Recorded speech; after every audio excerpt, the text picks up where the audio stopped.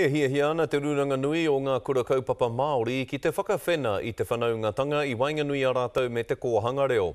Hei tā te ruranga ko te whakaaro ia mā te tānekaha o te hononga ki te kōhanga reo, ka whai ngā kōhungahunga i te ara i te kōhanga ki ngā kura kaupapa aho matua. Tuia ki tērā pea ka tū he kōhanga ki ngā wāhi e tū ana ngā kura kaupapa kia māmā i te whāia o tērā ara. Kei a Manawa Wright, ngā tai moka moka. He rāha kina mō ngā tauira aho matua, tuia ki tēnei kaupapa e hiahia ana te runanga nui kia mahi tahi ki ngā kōhanga reo. I te mutunga iho, ko te oranga o te tamaiti, ko te tupu o te reo, me te tū o te tamaiti hei Māori i roto i tēnei ao hurihuri. I mana ai te wawata o te runanga nui ki tētahi hui i ngā pō, kia tū ai he kōhanga reo ki ngā kura aho matua ono te kaumā whā, puta noa i te motu. Ko te tuatahi, ko te tuku i te tāpaitanga ki ngā tuara wānui.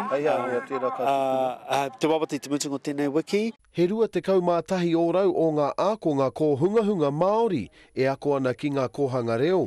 Ko tōna toru te kau ōrau noiho, ka haere ki ngā kura aho matua.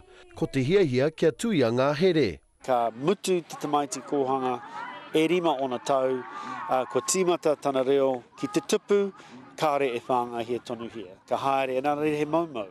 E whakai ana te kāwanatanga. Tautoko tēnā kaupapa kia hono rātou kia rata.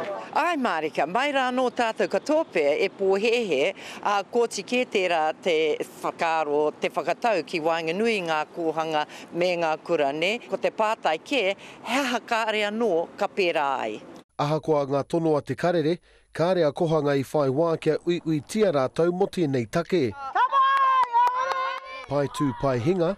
He nui ngā kaupapa tonu e wero ana ki te kura, ki te kohanga hoki. Engari, ka riri ahau ki te tautoko, ki te āwhina. Kei te kawea tēnei kaupapa e te runanga nui ki te hui a tau e tū mai nei. Manawa Wright, te karere.